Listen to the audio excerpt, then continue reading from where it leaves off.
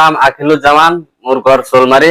মই কামাৰী চিকিৎসালয়ত নতুনকে যোৱা 5 ডিচেম্বৰত এম্বুলেন্সৰ ড্ৰাইভিং কৰিবৰ কাৰণে মোক গুৱাহাটীৰ পৰা তাত পোষ্টিং জইনিং দিছিল।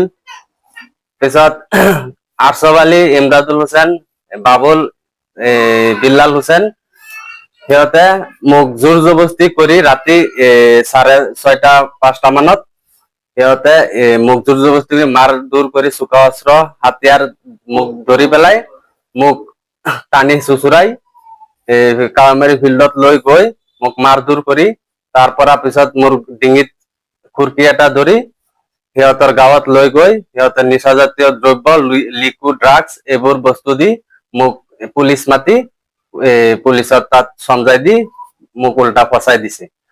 এতিয়া আৰশব আলী সি কামাৰী গাড়ী চলাই, এম্বুলেন্স চলাই, তাৰ আগতেই মানে প্লেন আছিল যোনে নতুনকে আহিব ড্ৰাইভাৰ তাক সি এটেক কৰিব। এতিয়া মোৰ তাত টকা পইচা সিহঁতে লুটপাট কৰি ডকাইত কিছুমানক। তুমি কি চৰকাৰীভাৱে নিযুক্তি পাইছিলা? হয়, মই গুৱাহাটী লখৰাৰ পৰা মোক পোষ্টিং দিছিল আশৰাফ আলী মানে প্ৰাইভেট গাড়ী চলাই? হয়, প্ৰাইভেট গাড়ী চলাই হস্পিটেললৈ। হয়, মানে দেখা গৈছে চিচি কেমেৰাত আমি কিছু দৃশ্য দেখিবলৈ পাইছো যে তোমাক ভিতৰৰ পৰা মাতি নি আছে আৰু ঠিক সেই সময়তে এনেকুৱা ঘটনা সংঘটিত হৈছিল। হয়, সেই তেতিয়া মোক চুচুৰাই লৈ গৈ আছে। পিছত মই যোৱা নাই দেখি মোক পিছফালেদি গান এটা পিস্তল এটা ধৰি পিছত ধৰাৰ পিছত মই পিছত সিহঁতৰ লগে লগে মোক কালাৰত ধৰি সিহঁতে লৈ গৈছে কামাৰী হস্পিটালৰ সন্মুখত। বাইকত উঠাবৰ কাৰণে জোৰ জবস্তি তাতো মই উঠা নাই। পিছত মোক চুচুৰাই পেলাই ফিল্ডত লৈ গৈ পিছত 4-5জনে মোক মাৰধৰ কৰিছে।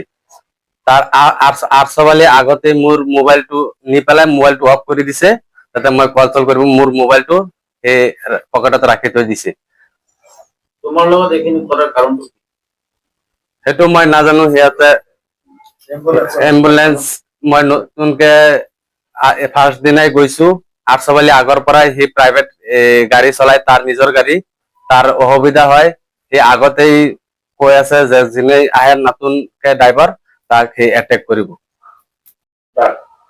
আৰশব আলী নিজৰ প্ৰাইভেট গাড়ী হস্পিটালত চলাই। এতিয়া মই নতুনকে গৈছো, এতিয়া আৰশব আলীৰ বিজনেছ ব্যৱসায় কমি যাব দেখি সেইকাৰণে আৰশব আলী মানুহ লগাই ডকাইত লগাই মোক এনেকা জোৰ জবস্তি মোক মাৰধৰ কৰি লুটপাট কৰি দিছে। থানা কামাৰী আউটপোস্ট ইমদাদুল হুছেইন, বিল্লাল হুছেইন, আৰশব আলী।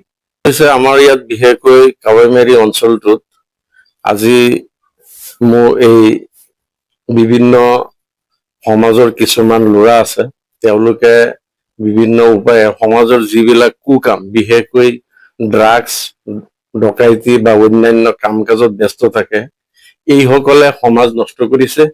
এইসকল মানুহে যিকোনো ভাল মানুহ, সৎ মানুহ তেওঁলোকে বিভিন্ন উপায়ে ফচাই পেলাই, বিপদত পেলাই পেলাই নিজৰ স্বাৰ্থ সিদ্ধিৰ বাবে এই সমাজবিলাক মানে দুৰ্বল কৰিছে। গতিকে এই মানুহ বিলাকক বিভিন্ন উপায়ে সমাজখন সংস্কাৰ কৰিব লাগে আৰু আৰক্ষী চকীৰ সন্মুখতেই বিভিন্ন কুকামত তেওঁলোক ব্যস্ত আছে। এইবিলাক কাম কৰি পেলাই তেওঁলোকে নিজৰ ইনকাম চৰ্চটো ওলাই থাকে। গতিকে এইবিলাক বন্ধ কৰিব লাগে সমাজৰ পৰা। আমি জিলা প্ৰশাসনকো অনুৰোধ জনাও, যিবিলাক মানে কাৱৈমাৰী বা বিভিন্ন ইয়াৰ দাঁতিকাষৰীয়া অঞ্চলত যিবিলাক পেডলাৰ আছে, বিশেষকৈ ড্ৰাগছৰ পেডলাৰ, এই পেডলাৰ বিলাকক অতি শীঘ্ৰে কৰায়ত্ব কৰি তেওঁলোকক মানে উচিত শাস্তি প্ৰদান কৰিব লাগে আৰু সৰল সোজা মানুহ বিলাকক তেওঁলোকে বিভিন্ন উপায়ে বিভিন্ন মানে ফালে বিপদত পেলাই পেলাই মানুহক হাৰাশাস্তি কৰিছে, বহুতে জেল কাটিব লগা হৈছে। গতিকে আমি ভাবো সমাজখন চাৰিওফালে মানে সংস্কাৰ হব লাগে, সামাজিকভাৱেই হওক বা আমাৰ বিভিন্ন মানুহ বিলাক কেনেকে শান্তিৰে জীয়াই থাকিব পাৰে অঞ্চলটোত তেনেকুৱা এটা পৰিৱেশৰ সৃষ্টি কৰিব লাগে।